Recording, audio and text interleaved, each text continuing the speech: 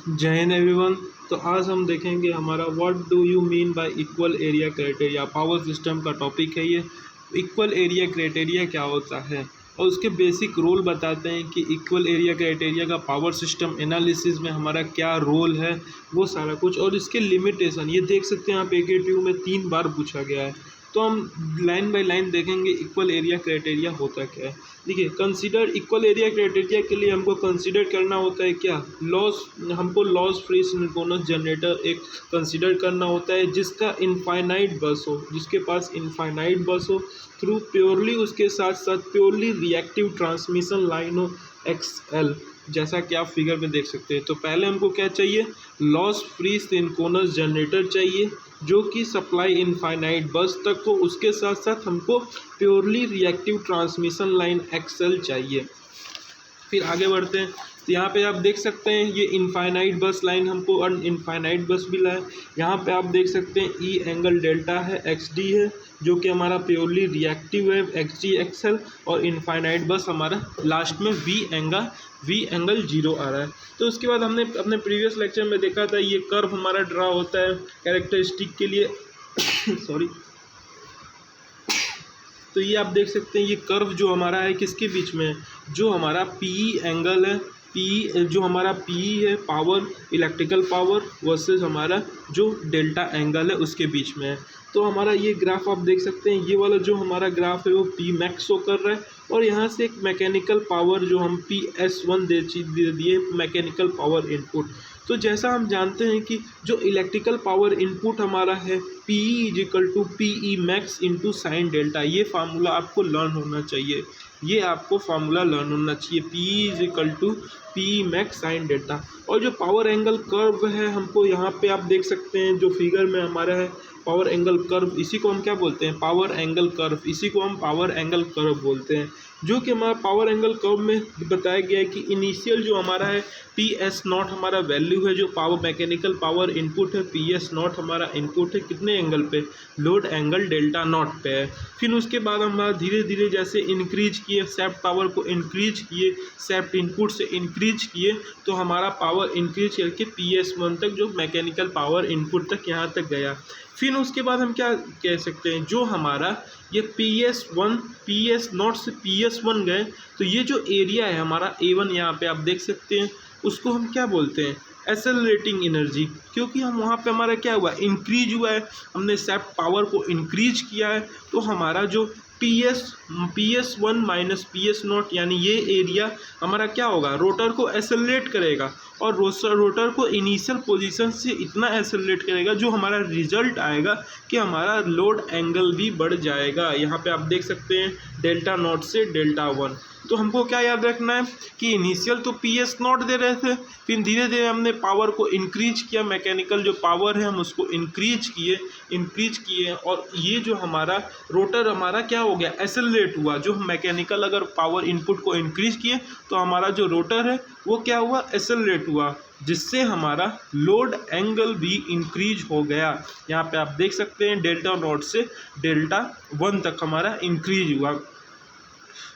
हमारा क्या हुआ, रोटर एक्सेलरेटिंग मोड में आ गया। लेकिन उसके बाद क्या हुआ, और जैसे जैसे हमारा डेल्टा 1 के बाद भी हमारा एंगल इंक्रीज होते गया और वो हमारा जब इंक्रीज हुआ, लेकिन ये हमारा एंगल तो इंक्रीज हो रहा है, लेकिन ये वाला कंडीशन हमारा क्या है, डी एक्सेलरेट मोड है। मतलब रोटर इस समय हमारा डी एक्सेलरेट करेगा। मतलब क्या होगा कि रोटर डी एक्सेलरेट करेगा कब तक, जब तक वो मैक्सिमम पॉइंट C तक न पहुंच जाए। It reaches same where it again running at same synchronous speed, और फिर वो सिंक्रोनस स्पीड में पहुंचने लगेगा। Rotor swing start in reverse direction, यहाँ से C पॉइंट से रोटर क्या होगा, हमारा रिवर्स डायरेक्शन से होगा।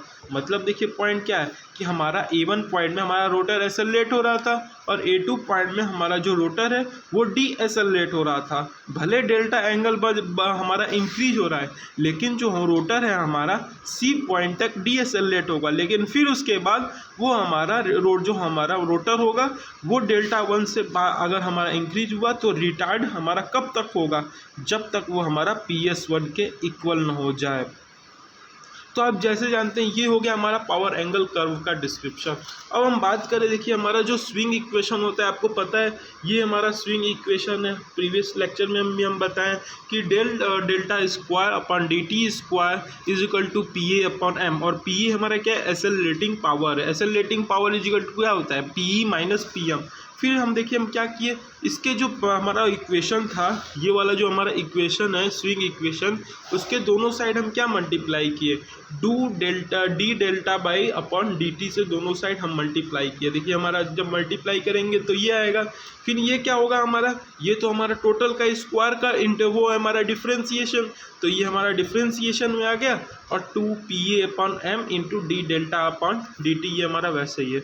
तो इसमें क्या हुआ, हमारा जो रेट ऑफ चेंज ऑफ है लोड एंगल हमारा D delta upon d T हमारा क्या होगा, सिन को वो हमारा क्या होगा, इक्वल टू जीरो होगा। कब, अगर हमको स्टेबिलिटी अगर मेंटेन करनी है, फॉर देखिए for the stability this time must be zero at some time और आफ्टर सम डिस्टर्बेंस, तो हमारा जो d delta upon d t होगा वो हमारा क्या होगा, जीरो होगा। और वो इम्प्लाई क्या करता है हमारा, कि हमारा ये स्पीड कम से कम हमारा जो d delta upon d T है डिफ्रेंशिएट वाला हमारा जीरो होगा। इससे क्या हमको पता चल रहा है कि हमारा तब तक वो सिंक्रोनिज्म हमारा मेंटेन रख रहा है सेम प्रेफरेंस के अलोंग। तो यहाँ पे हम देखिए, हम जब इसको इस दोनों साइड को इंटीग्रेट करें, अभी तो वैल्यू मत डालिए आप, अभी क्या कीजिए इन दोनों साइड को इंटीग्रेट करेंगे, तो इंटीग्रेट करेंगे तो ये हमारा डिफ्रेंशिएशन तो हट जाएगा और इस साइड हमारा इंटीग्रेशन आ जाएगा। फिर उसके बाद हम क्या करेंगे, D delta upon d T for stability के लिए ये हम जीरो पुट करेंगे, फिर जब जीरो इसको पुट करेंगे तो हमारा ये भी टर्म जीरो हो जाएगा। क्या सिंपल बचेगा, P A d delta delta not से हमारा जो होगा डेल्टा टू तक, यानी कि जो यहाँ पे हमारा डेल्टा नॉट से डेल्टा टू तक हमारा टोटल वैल्यू कितना, जीरो होगा। लेकिन हम इसको डेल्टा नॉट से डेल्टा टू को हम पार्ट वन में डिवाइड कर सकते हैं, तो यहाँ पे डेल्टा वन से डेल्टा नॉट से डेल्टा वन और डेल्टा वन से हमारा डेल्टा टू, अब इसको हम कर दिए इक्वल, हमारा सम क्या होगा, जीरो। अब उसको इस साइड भेजेंगे तो ये माइनस डेल्टा वन से delta two P A d delta, और ये हमारा क्या है, area of the A one, और ये हमारा क्या है, area of the A to.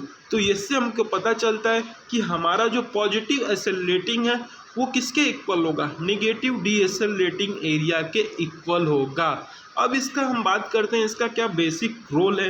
Basic role जो इक्वल एरिया क्राइटेरिया का हमारा क्या है, it is easy means of finding the maximum angle of the swing. Yes, ये हमारा हेल्प करता है कि मैक्सिमम एंगल ऑफ स्विंग हमारा कितना हो सकता है, पॉसिबिलिटी बताता है कितना तक मैक्सिमम एंगल स्विंग हम फाइंड कर सकते हैं, और estimate the whether synchronism will maintain, और ये हमारा सिंक्रोनिज्म को ये मेंटेन रखता है।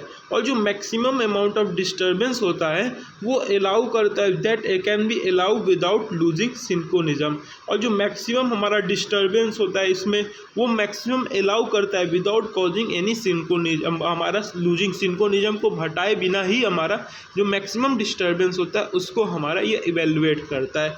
अब इसके लिमिटेशन के बारे में कुछ बात करें तो लिमिटेशन देखिए क्या है, इक्वल एरिया क्राइटेरिया जो है केवल अप्लीकेबल किसके लिए है, सिंगल मशीन कनेक्टेड के लिए, फॉर इनफाइनाइट बस सिस्टम के या टू मशीन सिस्टम के लिए ही हमारा ये केवल अप्लीकेबल है, ये एक इसका लिमिटेशन है।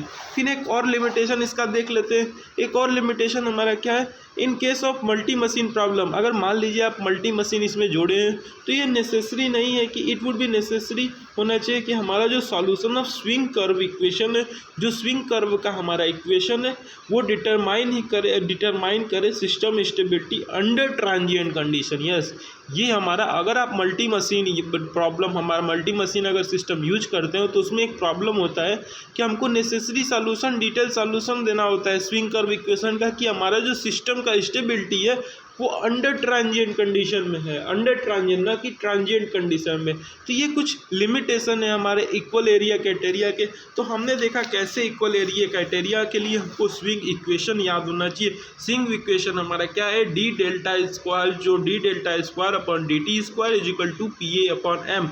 ये आपको पॉइंट रिमेंबर करना है, ये इसके बिना नहीं होगा। फिर दोनों side D delta upon d T से आपको क्या करना है, दोनों साइड मल्टीप्लाई करना है। फिर ये स्टेबिलिटी के लिए हमारा जो d delta upon d T हमारा इक्वल होना चाहिए। फिर इसी को वैल्यू को इंटीग्रेट करके वैल्यू किए तो हमारा A1 is equal to A2 आ गया। और ये हमारा जो कंट्रीब्यूशन है इक्वल एरिया क्राइटेरिया का, वो कहीं ना कहीं हमको maximum angle of the swing find करने में हेल्प करता है और एस्टिमेट करने में कि सिंक्रोनिज्म हमारा मेंटेन हो रहा है कि नहीं मेंटेन हो रहा है उसके लिए हेल्प करता है, और मैक्सिमम डिस्ट्रीब्यूशन कितना अलाउड है कि वो बिना सिंक्रोनिज्म को लूज किए वो कितना डिस्टर्बेंस मैक्सिमम कर सकता है, ये भी हमारा हेल्प करता है। और इसके लिमिटेशन हमने देखा कि कैसे ये 2 मशीन सिस्टम के लिए या मल्टी मशीन सिस्टम के लिए कैसे लिमिटेड है। तो ये हमारा कंप्लीट डिटेल रहा किसके बारे में, इक्वल एरिया क्राइटेरिया के बारे में। थैंक यू, जय हिंद।